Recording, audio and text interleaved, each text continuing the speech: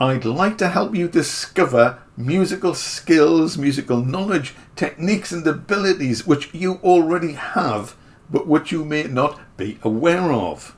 And I'd like to explain how you can use these in your current compositions to push your music a little bit further. Now, I'm not going to use hypnosis, really. But this is an interactive video. I'm going to ask you to do something, but it's very easy and you do not have to leave the comfort of your chair.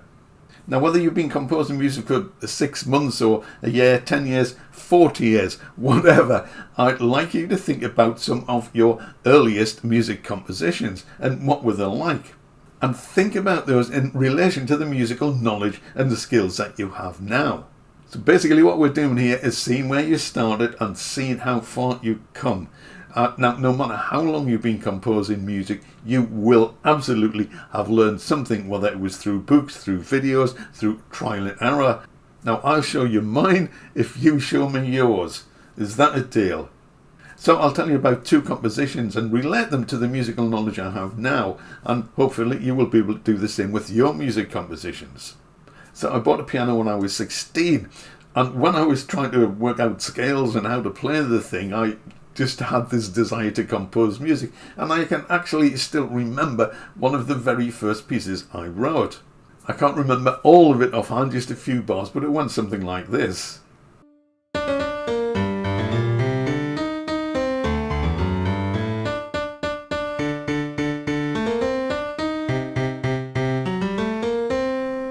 Can't quite remember what came after that, but that finished that section, and then it went into this fast and furious bit.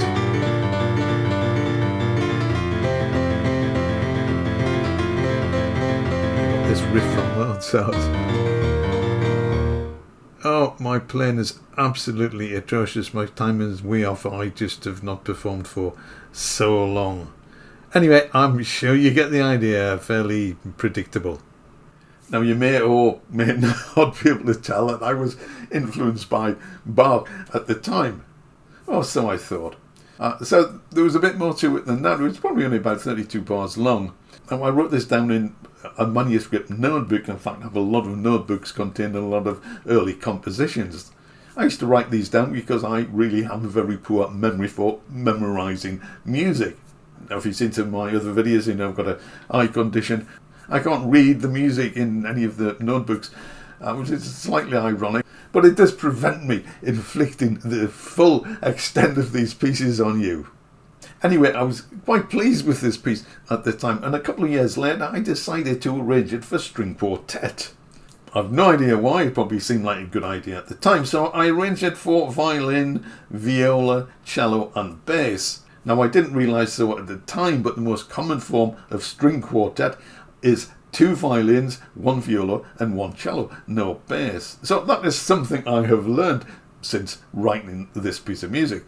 But anyway, I arranged it in 4 parts, obviously monophonic parts, because I did know that string instruments can generally only just play 1 note at a time. But when I think about it now, I realise how quite simplistic it was. I had a grasping knowledge of chords, so I tended to put notes from the chords in the various music parts, sort of spreading the chords out.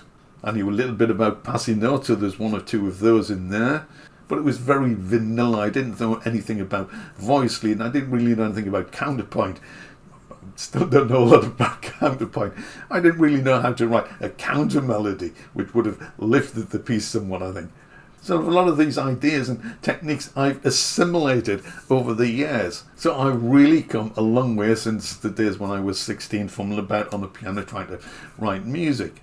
And I can see that I have acquired a lot of musical knowledge and musical skills since then. So I'm basically suggesting you do the same. Now, before we get into how you might be able to implement this, let me give you a second example. And this was a little bit later on, and I was writing songs, pop songs, 70s or 80s probably, with some friends. And we had a chorus, and I remember the key. It was in the key of D, and we wanted to take this up a semitone for the second chorus to give the thing a lift, because that's what you did in pop music those days. So I needed to modulate from D into E flat. And could I, heck, work out how to do this. Now, I tried a lot of different key changes. D, from D to G, D flat, no, that didn't work. D to C, that didn't work. D to, and eventually I hit upon, oh, it's B flat, isn't it? Yes, of course it's B flat. So you go from D to B flat, and that just gives the piece an immediate lift. Just that chord change from D to B flat. Hit a B flat 7, job done. Now you're probably shaking your finger at the screen and said, what about the circle of fifths? Exactly. So I had not an acquaintance with the circle of fifths at the time, but I hadn't absorbed the potential of it or really what it meant. I knew at some sort of subconscious practical level, if I wanted to get to the key of F, I needed a C7th. If I wanted to get the key of A, I needed an E7th. So there was things like that which I sort of instinctively knew, probably by memorising by rote. But now, if you're familiar with the circle of fifths, all that sort of stuff is pretty much second nature. So I've come a long way from rote learning, parrot fashion, if you like, to actually sort of knowing what I'm doing, more or less. Always easily being able to work out the notes that I need to hit, the chords that I need to hit to make particular changes. Now, speaking of transitions and the difficulty I had in making this transition all those years ago, I recently reviewed a music course called Orchestration Recipes. I'll pop a card up there to that and a link to it in the description. And one of the modules in this course shows you how to transition from virtually any key into any other key. Now, that is probably more cinematic than pop song oriented. Pop songs tend to be generally fairly simple. But this opened up a whole new range of transposing techniques which you could use in music. And not just to get from one key to another to lift the chorus, the semitone, but you could actually use this as a compositional technique to change the tonal centre of a piece of music. So keep the listeners on their toes and wondering, what on earth is going on? Where are we? So looking back over the years, I know I have acquired a massive amount of musical knowledge, which I try to put to good use in my compositions. But what about you? Now, let's say you look back at one of your pieces and think, oh, well, I didn't know much about chords. I wish I knew more chords. Well, if you know more chords now, you can write pieces with more harmonic expression.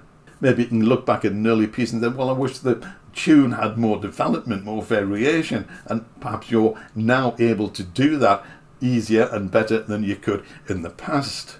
Coming into the 21st century, when we had sequences and doors and we could arrange music, maybe you know something about voice leading, which you didn't know back then. So if you're arranging a string part or a brass part or a synth part now, maybe you can look at voice leading and see how you can make smoother transitions between the chords. Now, a lot of this stuff you may just have absorbed. Maybe you're not thinking, no, what I know about chord leading, I know about harmonies, I know a little bit about writing melodies, I know how to vary a melody, how to develop it. Maybe you don't think in those terms, which I don't, certainly.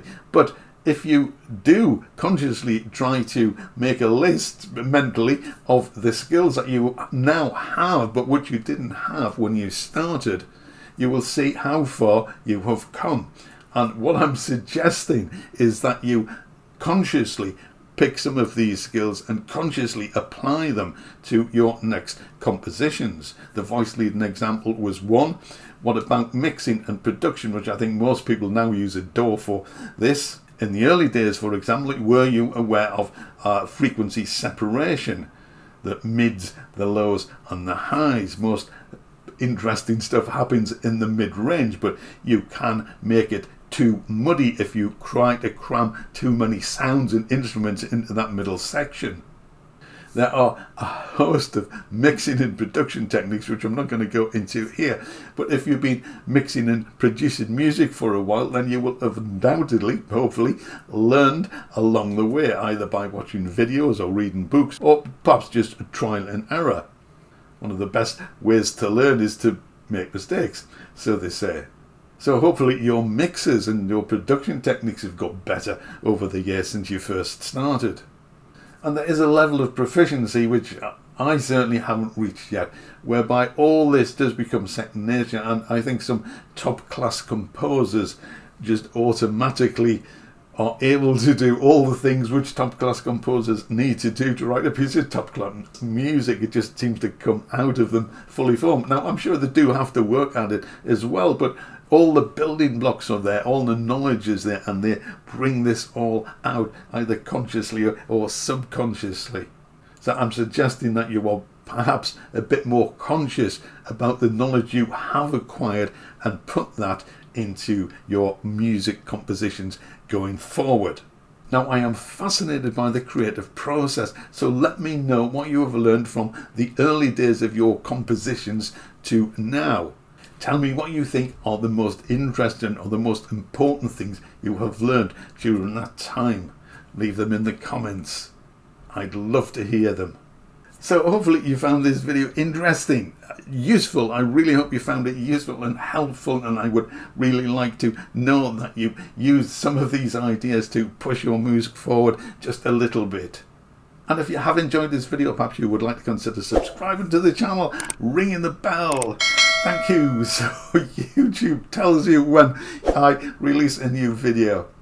And if you would be so kind to click the big thumb if you enjoyed the video, that'd be really helpful as well. As always, I do appreciate you spending time with me watching my videos. For that, thank you very much indeed. And if you have enjoyed this video, I think you will enjoy these videos as well. Thank you for watching. I will see you again very soon.